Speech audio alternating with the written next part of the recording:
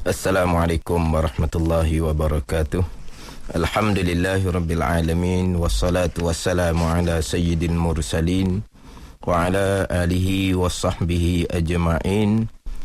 Rabbi syrah li sadri wa yassir li amri wahlul 'uqdatam min lisani yafqahu qawli. Subhanaka la ilma lana illa ma 'allamtana innaka antal alimul hakim. Wala hawla wala quwwata illa billahil aliyyil azim. Terima kasih saudara Riz. Seterusnya para pendengar slot Nurani di radio maupun mengikuti di live FB, mudah-mudahan kita sama-sama dikurniakan oleh Allah Subhanahu wa taala ilmu yang memberi manfaat. Jadi insya-Allah petang ini kita kembali balik kepada kitab yang mana dalam seminggu 2 minggu terdahulu tak masuk kepada kitab. Jadi insya-Allah minggu ni saya akan masuk kepada kitab Idaman Penuntut Hak Jawi, muka surat pertama, muka surat 1, baris yang kelima daripada atas. Kemudian sebagaimana maklum, hak urumi dia tidak ada 5 muka surat. Jadi kalaulah idaman penuntut, hak urumi itu tak boleh pakai lagi lah sementara ni. Jadi kalau hak jawi, muka surat 1, baris yang kelima daripada atas. Qala al-muallifu rahimahullahu ta'ala wa nafa'ana bi'ulumihi amin. Segala puji bagi Allah, Tuhan seru sekalian alam. Tuhan seru sekalian alam. Kita biasanya Tuhan sekalian alam. Jadi dalam kitab Idaman Penuntut ni, selepas daripada Bismillahirrahmanirrahim, kemudian disusuli dengan Alhamdulillahirabbil alamin, pujian kepada Allah Subhanahu wa taala, disusuli pula selawat dan salam atas junjungan besar Nabi Muhammad sallallahu alaihi wasallam dan keluarga dan sahabat. Masuk kepada isi kitab, pengarang terlebih dahulu mendatangkan terjemahan surah Fatihah. Jadi yang saya baca tadi itu terjemahan daripada Alhamdulillahirabbil alamin dalam suratul Fatihah.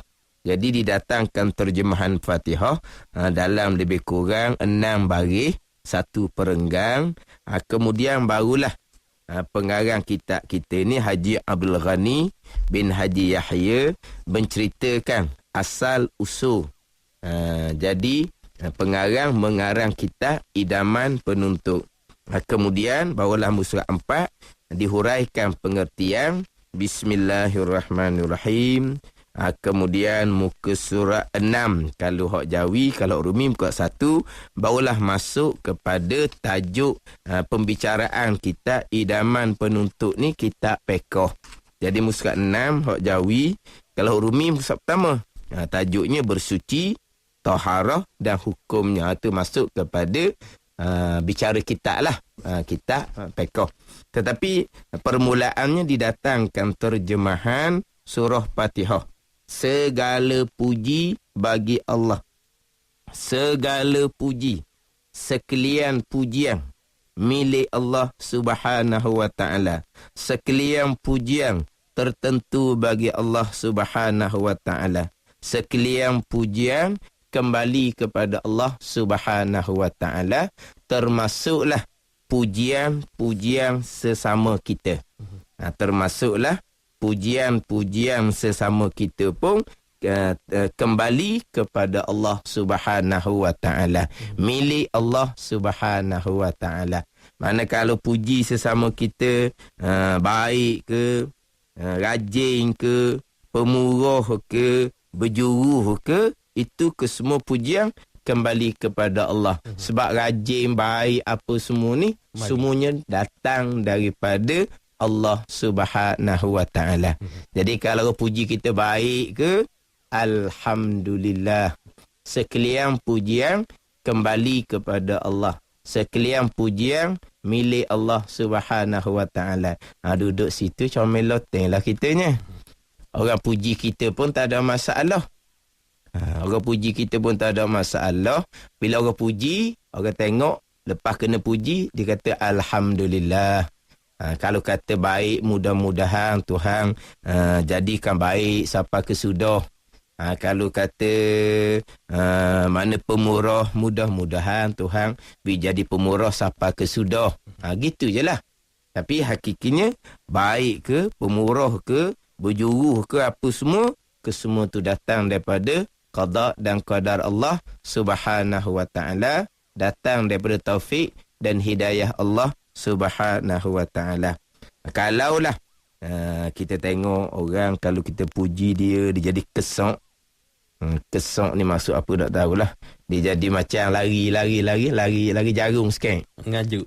Bukan ngajuk cerita lain tu, kata dia ngajuk. Okay. Ni kita puji ni tak ngajuk, jadi nampak luah lubang hidung misal lah.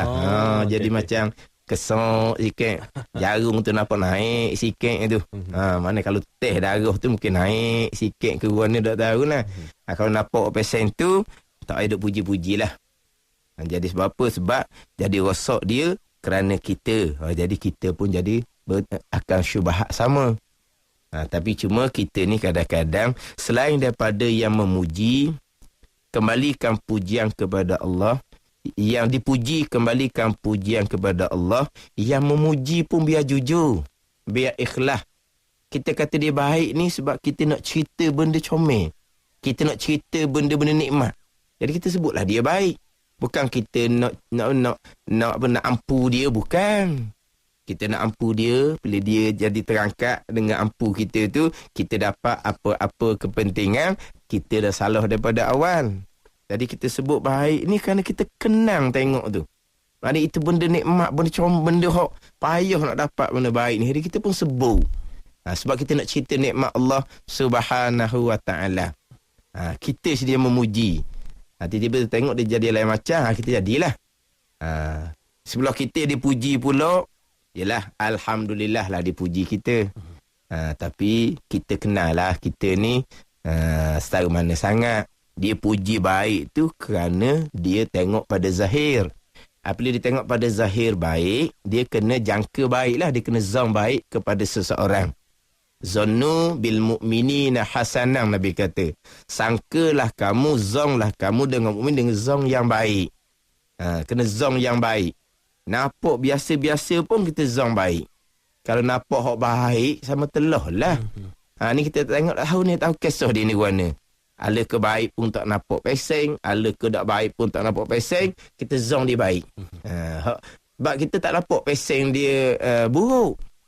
Tapi tak nampak peseng dia baik. Kita zon baik. Tapi kalau orang tu memang zahirnya baik, baiklah kitanya ke dia. Jangan kita zon buruk pula. Menampak je baik. Kat luar tu baik tu, sebenarnya tak ada percaya tu. Ada korinah tak kita kata? Ada tandaan ke tak? Tak ada. Aku berasa. Nak panggil ni? Su'uzon dia panggil. Ni berdosa. Ni Tuhan suruh kita perjauhkan. Ya ayyuhallazina amanu ijtanimu katsiran minadh-dhanni inna ba'da-dhanni ismun. Tuhan kata, wahai orang-orang yang beriman, jauhilah kamu akan kebanyakan daripada sangka, kerana setengah daripada sangka, sebahagian dari sangka itu berdosa. Sangka mana? Sangka jahat, dan tidak ada sebarang qarinah, tidak ada sebarang tandaan.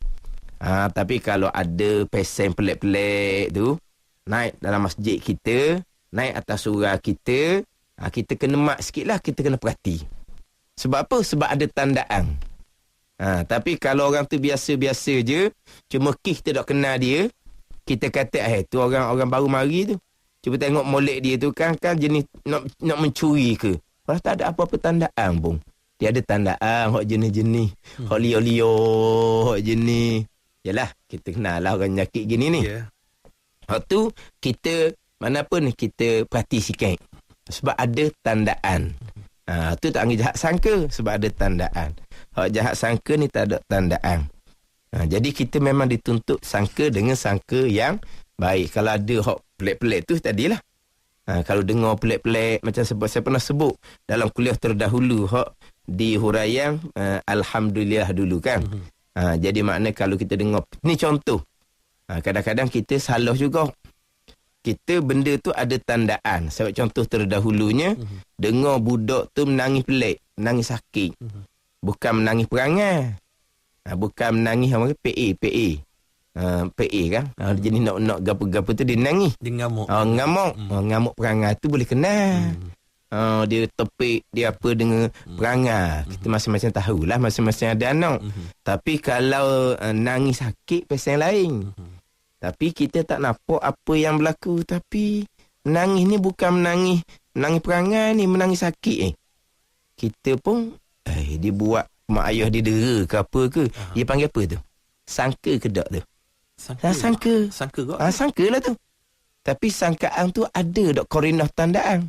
Ada. Itu bukan sangkaan jahat. Tu kena ambil tahu. Kena ambil tahu tu. Jangan kita salah faham pula. Anak sebelah tu menangis pelik tu ada kena dera tu. Tiba-tiba opang kita kata jangan sangka buruk kat orang. Sangka buruk ni tak ada sebarang tandaan. Itu panggil sangka buruk. Ini ada tandaan tidak panggil sangka buruk. Sebab itulah fa inna ba'da zanni ismun. Setengah daripada zon jam dosa, bukan semua. Zon buruk dengan tak ada sebarang tandaan, itu berdosa. Ini kita zon tak apa nak comel ni, tapi ada bunga-bunga dia, ada tandaan dia. Hak ni kalau kita tidak boleh nak ambil nak cek sendiri, kita beritahu kepada pihak-pihak berkenaan lah. Sebab jangan sampai masanya tiba-tiba polis mari di rumah, bila mari di rumah berlaku kematian, kita berkata saya pun tak tahu apa. Cuma kita tak ambil tahu je sebenarnya. Kita tambahlah sangka buruk kepada orang. Sangka buruk ni dengan tidak ada korinah, dengan tidak ada tandaan. Ini ada tandaan, itu tak panggil sangka buruk. Kita kena ambil tahu. Kita ambil tahu. Hak ni hak ada tandaan. Hak tak ada apa tandaan comel, kita kena sangka baik. Kita kena sangka baik. Jadi orang puji kita baik dengan sangkaan dia. Sebab memang diperintah supaya sangka baik. Lepas tu kita ni, untuk diri kita setakat dipuji baik itu, taufik hidayah Allah, kita sangat-sangat bersyukur. Kita sangat-sangat bersyukur. Koda-koda baik kita gitu tu, alhamdulillah dah tu. Taufik hidayah daripada Allah Subhanahu wa ta'ala. Tapi sebagaimana orang sangka ke dok, kita kenal diri kita banyak kekurangan. Hak baik, hak disangka tu, hak taufik hidayah Allah, kita dak rendah tu. Janganlah Allah tu sikit je tu hak baik, jangan. Sikit pun taufik hidayah daripada Allah. Kita kena besar kurniaan daripada Allah. Tapi di kita ni banyak lagi kekurangan. Kita yakinlah kita sebenarnya macam mana. Tapi kita janganlah kerana zon baik daripada seseorang kepada kita tinggal hak kita yakin diri kita sendiri tu. Ni dia panggil orang yang jahil lah. Dalam kata-kata hukama. Ini bukan hadis Nabi SAW. Kata-kata hukama. Ajhalun nas man taraka yaqina ma indahu li zanni ma indan nas. Sejahil-jahil manusia, mereka yang meninggalkan keyakinan barang yang ada di sisinya. Barang di sisinya dengan dosanya, dengan sifat-sifat tak baiknya, dia tahulah dia guna. Dia tinggal hak tu, dia tutup hak tu. Hak dia yakin dah dia ni banyak kekurangan. Tapi dia tinggal hak tu. Sebab apa? Li zanni ma indan nas, kerana sangkaan manusia. Manusia tu zon. Kita yakin kita macam mana. Tapi kita tinggal hak yakin kita, kita tutup hak yakin kita diteruja dengan hak zon orang. Ni jahil manusia. Kita kadang-kadang jadi berasa malu je orang puji kita. Tapi kita tak kata apa, alhamdulillah. Tapi kita berasa macam malulah. Jadi berasa macam hak busung orang kata wangi. Jadi gitu. Jadi seolahnya gitu. Kitanya busung tapi orang kata wangi, orang kata. Kita berasa warna, berasa Allah lah, kitanya busung, dia kata wangi. Tapi kita tak kata apalah ke dia hak dia puja zahir tu.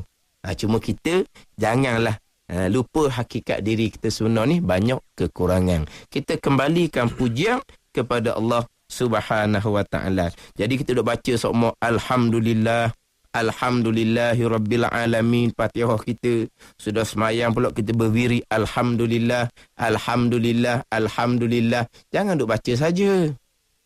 Biarlah dia sampai ke amalan kita. Sekalian pujian milik Allah. Sekalian pujian kembali kepada Allah Subhanahu wa ta'ala. Allah mana ni? Tuhan sekalian alam. Alhamdulillahi rabbil alamin. Tuhan Rabb sekalian alam. Jadi di sini kita ambil sedikitlah satu Rabb. Satunya alamin. Alam. Satunya Rabb, satunya alam. Dia Rabb ni kita terjemah biasanya dengan Tuhan. Ilahun pun kita terjemah dengan Tuhan. La ilaha illallah. Tiada Tuhan melainkan Allah. Jadi Rabb kita terjemah dengan Tuhan. Ilah pun kita terjemah dengan Tuhan. Dia Rabb ni dalam erti kata sebenarnya adalah Tuan yang hakiki. Tuan. Ampunya yang hakiki. Rabb. Ilah ni Tuhan al-ma'budu bihaqqin, yang berhak disembah. Ilah ni Tuhan yang berhak disembah. Rabb ni Tuan yang hakiki. Tuan yang hakiki ni Tuan yang menjadikan Tuan yang hakiki ni yang menjadikan, yang memiliki, yang mempunyai, yang mengasuh, yang mendokong, yang menyara, yang mendidik. Banyak makna Rabb ni. Dah Tuan yang hakiki. Bila Tuan yang hakiki, apa yang berlaku ni semuanya Tuan yang jadikan. Apa yang berlaku ni semuanya Tuan yang ciptakan. Apa yang ada ni semuanya milik Tuan tu. Kepunyaan Tuan tu. Rabb ni. Kemudian apa-apa yang apa-apa yang susun di kita ni semuanya mari daripada Tuhan, Tuan yang hakiki. Tu Rabb. Kemudian alamin ni kadang-kadang kita terjemah dengan alam semesta. Alam ni alam semesta, kita kata alam langit. Alam cakrawala kita kata tau. Kalau alam, dia alam ni dengan makhluk sama je. Tapi maknanya lain. Alam, kalau bahasa Arab disebut dengan kullu maujudin siwallah. Tiap-tiap benda yang ada selain daripada Allah. Itu alam. Kullu maujudin. Tiap-tiap perkara yang ada siwallah, selain daripada Allah. Allah ada juga. Tapi tak masuk Allah lah ni. Tiap-tiap perkara yang ada selain daripada Allah. Dan tiap-tiap perkara yang ada selain Allah tu mari mana? Mari daripada Tuhan buat. Itu dia panggil makhluk pula. Makhluk ni apa makna dia? Ma khalaqahullah. Perkara yang dijadikan oleh Allah. Itu dia panggil makhluk. Tapi kita makhluk ni jadi bahasa Melayu. Dia makhluk ni isim maf'ul, barang yang dijadikan oleh Allah. Allah dia panggil khaliq, yang menjadikan. Jadi kita ni dia panggil makhluk. Jadi semua yang ada ni adalah makhluk Allah. Semua yang ada selain Allah ni dia panggil alam. Maknanya manusia, jin, kayu, batu, semua dia panggil alam. Dia panggil makhluk. Jadi alam dengan makhluk ni walaupun makna lain-lain, tapi bendanya benda yang sama. Jadi alam ni jangan hanya nampak alam cakrawala. Itu pun alam lah juga. Syurga neraka pun dipanggil alam juga. Malaikah pun dipanggil alam juga. Bukan alam ni. Benda tu dipanggil alam. Ya. Bukan kata alam ni alam dunia. Tak, bukan gitu. Alam tu bukan tepat lah maksudnya. Dah. Alam ni benda yang ada. Faham. Udara dipanggil alam juga, benda yang ada. Air dipanggil alam juga, benda yang ada. Bukan alam ni, bukan. Yang kita duduk dalam buku ni alam semesta tu dia tunjukkan pada macam tepat. Macam bukan alam ni kullu maujudin siwallah. Tiap-tiap benda yang ada selain daripada Allah. Itu dia panggil alam. Jadi alam makhluk ni dipanggil marbub kepada Allah. Marbub dengan mana apa? Yang dijadikan oleh Allah, yang dimiliki oleh Allah, yang dicintai oleh Allah, yang dipunyai oleh Allah Subhanahu wa taala. Jadi semua ni adalah milik Allah. Semua ni adalah kejadian Allah Subhanahu wa taala. Jadi Rabbil Alamin. Kita suratul Fatihah ni di antara surah Makkiyah. Surah Makkiyah ni surah yang diturunkan sebelum daripada hijrah ke Madinah. Yang dalam suratul Fatihah kita ni merangkumi akidah pegangan kita. Jadi kita suratul Fatihah ni satu-satu surah di dalam Al-Quran. Daripada 114 surah, satu-satu surah yang difardukan kita baca di dalam sembahyang. Satu-satu surah yang difardukan kepada kita baca dalam sembahyang. Yang mana tidak adalah Nabi SAW pernah menyatakan berkaitan kelebihan surah Fatihah ni. Nabi bersabda dengan maksudnya, tidak ada dalam kitab-kitab yang diturunkan oleh Allah. Dalam kitab-kitab ni bukan Quran saja ni. Tidak ada dalam kitab-kitab yang diturunkan oleh Allah satu surah yang sama kelebihan dengan Ummul Quran. Ni lebihnya surah Fatihah. Kemudian dibaca pula dalam solat 17 kali. 17 kali kita baca tu. Sehari semalam. Hak tu tak capur dengan sembahyang sunat. Tak capur dengan baca tika lain. Hak semata-mata hak dalam sembahyang. Ni suratul Fatihah. Jadi kita baca suratul Fatihah dalam solat kita. Kita kena, selain daripada kita nak semayang kan, kalau kita pekoh, kita nak semayang, kita kena jagalah syarat Fatihah yang kita sebut terdahulu. Syarat Fatihah. Kita kena jagalah syarat-syarat Fatihah, jaga huruf, jaga tasydid. Kemudian saya pernah sebut terdahulu, hak berkaitan dengan syarat untuk sah Fatihah hukum pekoh ni, dia tidaklah seketat Quran nisbah dengan disiplin Quran.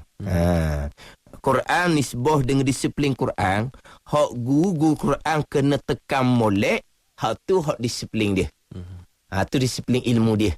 Jangan buat bebel kurang pula. Dia kena kemah, dia kena ketat mengikut disiplin Quran.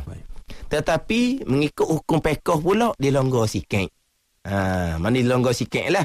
Tetapi kalau kita boleh secomel-comelnya, alhamdulillah sangat-sangat lah.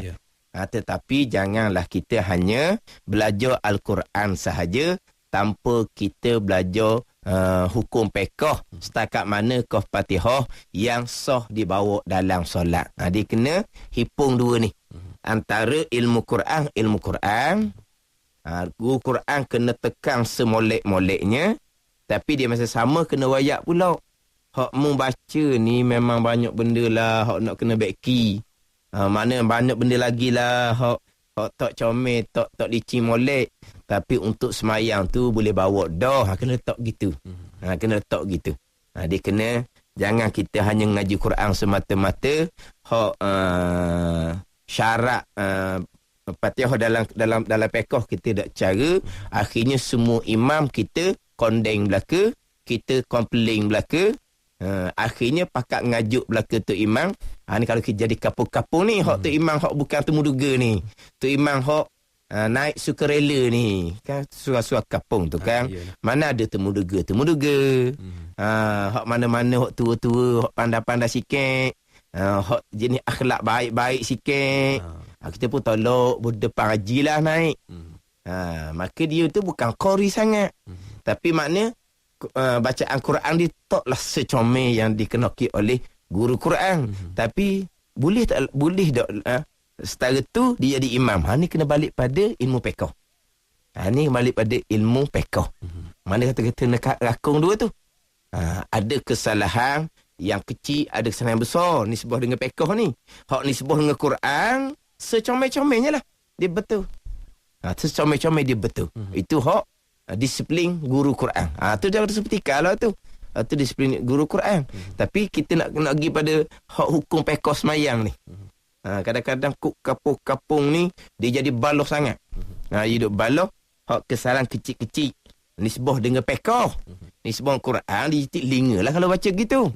Nisbah Quran mana kita kata kok memang dia kalau tu kok sakit kepala lah kalau baca gitu.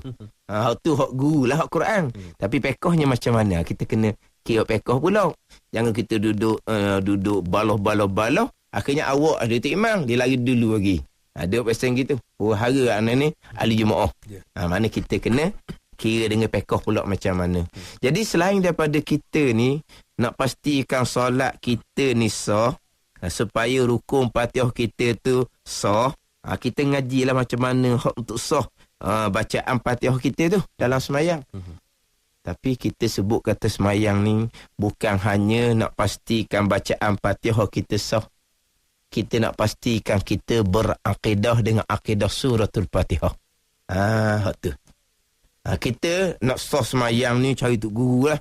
Sebab apa ni? Saya ni baru je semayang.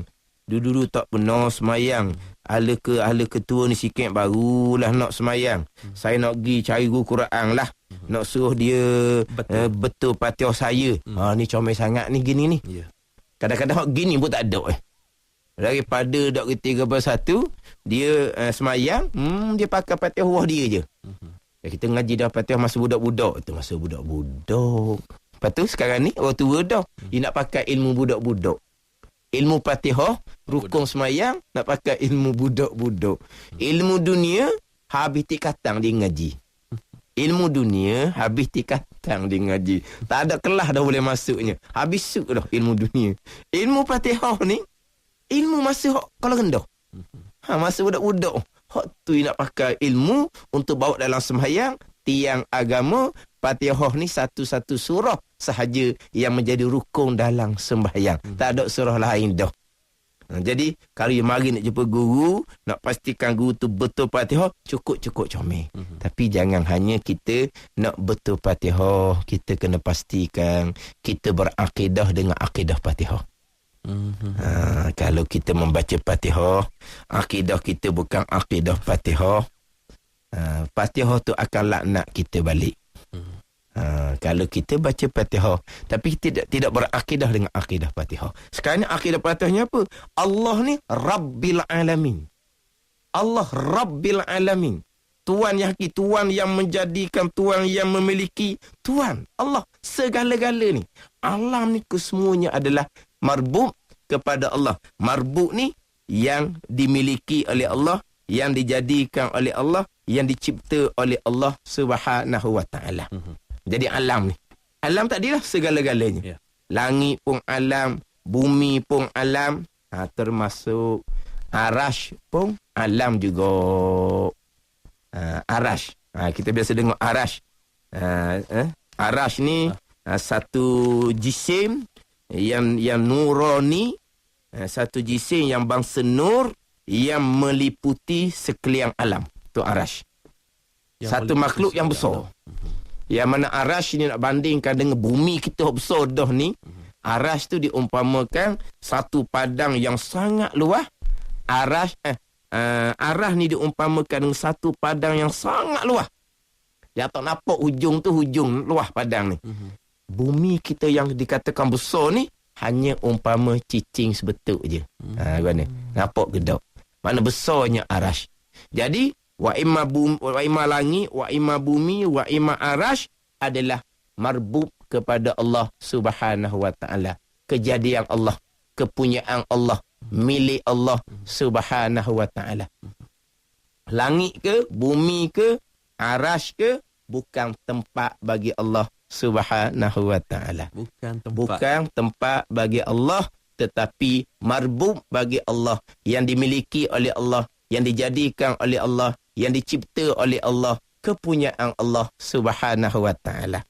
Di ayat-ayat yang lain banyak sebut berkaitan dengan Rabbus samawati wal ard wa Rabbul arsyil azim.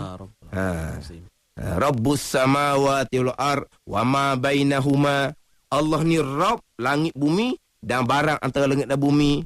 Allah ni wa huwa Rabbul arsyil azim. Allah ni Rabb bagi arasy yang agung.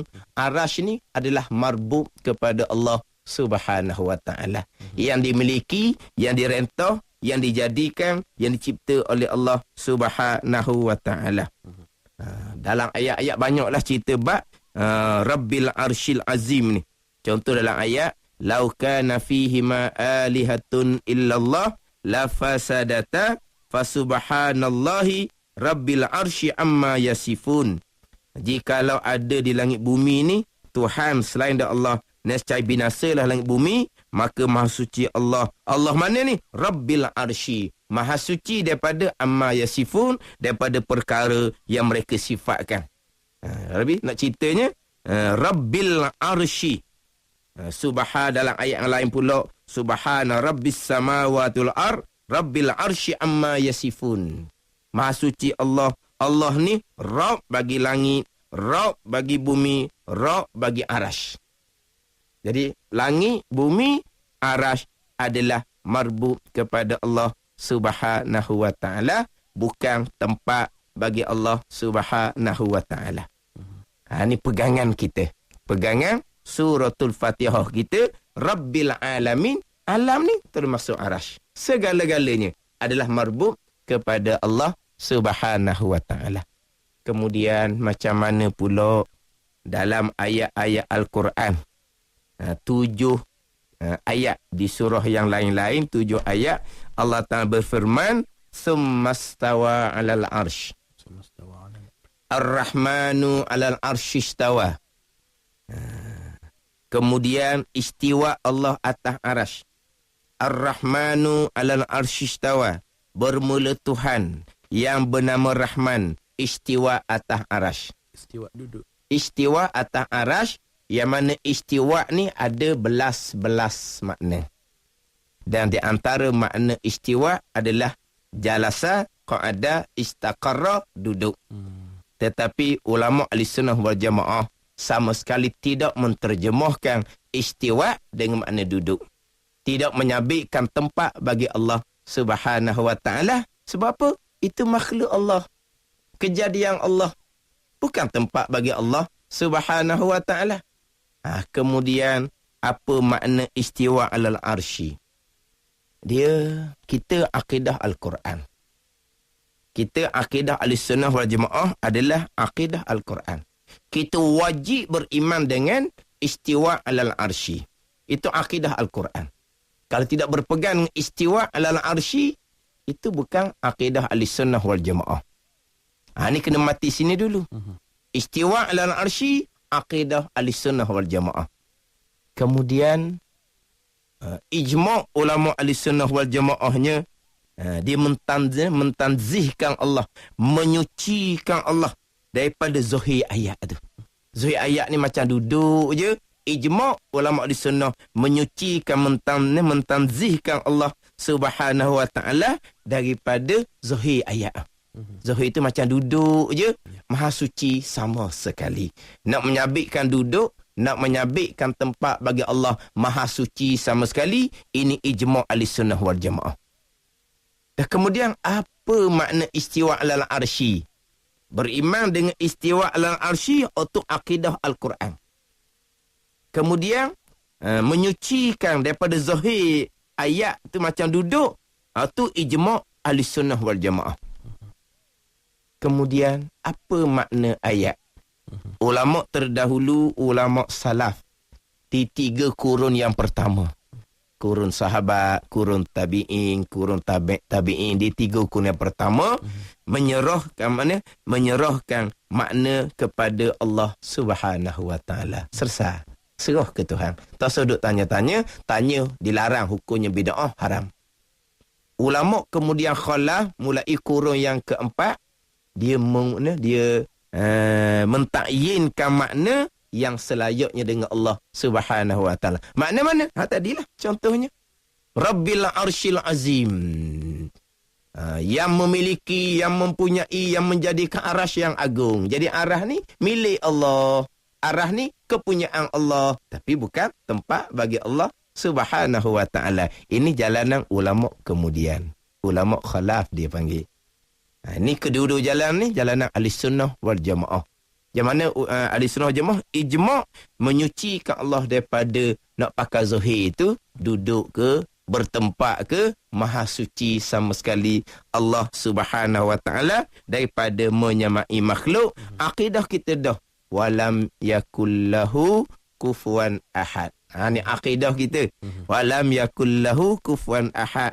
Tidak ada sesuatu pun, tidak ada sesiapa pun yang setara, yang sama dengan Allah Subhanahu wa taala. Laisa kami syai'un wa huwas samiul basir.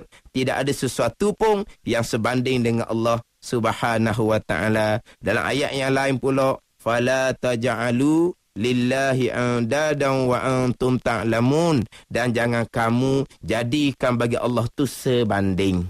Ini akidah kita tetap dah menyucikan Allah Subhanahu wa taala daripada menyamai makhluk. Jadi kemudian berkaitan dengan ayat istiwa alal arsy ni, dia agak panjang sedikit lah dengan masa kita yang agak terhad ni. Azan maghrib pukul 6.53. Azan maghrib 6.53. Jadi kena beransur-ansur kita ni. Kira-kira tadi tu macam ada sedikit tergantung lagi tu. Jadi betul. Kalau tak berapa jelas molek lagi, jangan lupalah minggu depan insya-Allah kita sambung balik Rabbil Alamin. Nak pastikan akidah kita, akidah Fatihah, akidah Al-Quran, akidah Ahli Sunnah wal Jamaah. Bukan hanya Fatihah je baca betul, kita nak akidah kita pun akidah Fatihah. Moga-moga sembahyang kita diterima oleh Allah Subhanahu wa taala. Jadi jangan lupalah kalau kena standby tu, sebab kalau tergantung tu jadi bersalah jugalah. Dengan masa-masa yang terhad, masa tak terhad, tak apa, rih pun tengok kejang dah, rih pun. Dah bukan. Tengok kejang dah, takut. Dah bukan Ustaz. Sebab saya macam nak suruh lajak je sikit lagi. Ustaz kata berhenti dah 6.45. Jadi ni langgar sempadan pula lagi. Malam ni Ustaz ada mengajar mana? Di Masjid Pengadang Baru. Okey. Jadi jangan lupa tu. Jadi insya-Allah saya tak sabar-sabar, kita semua tak sabar-sabar nak sambung, nak mengikuti kembali kuliah menerusi kitab Idaman Penuntut. Terima kasih kita ucapkan kepada Al-Fadhil Ustaz Wan Junaidi Wan Jaafar. Insya-Allah jangan lupa janji temu pada minggu hadapan. Ustaz, kita baca doa penutup. Bismillahirrahmanirrahim. Alhamdulillahirabbil alamin, wassalatu wassalamu ala sayyidil mursalin wa ala alihi wa sahbihi ajma'in. Allahumma aftah alaina futuhal arifin. Allahumma allimna ilma akdamin wa fahimna famasabikin warzuqna rizqat talibin. Allahumma zidna ilman wa alhiqna bis salihin. Wa sallallahu ala sayyidina Muhammadin wa ala alihi wa sahbihi wa sallam. Walhamdulillahi rabbil alamin. Wallahu a'lam. Wassalamu alaikum warahmatullahi wabarakatuh. Waalaikumsalam warahmatullahi wabarakatuh.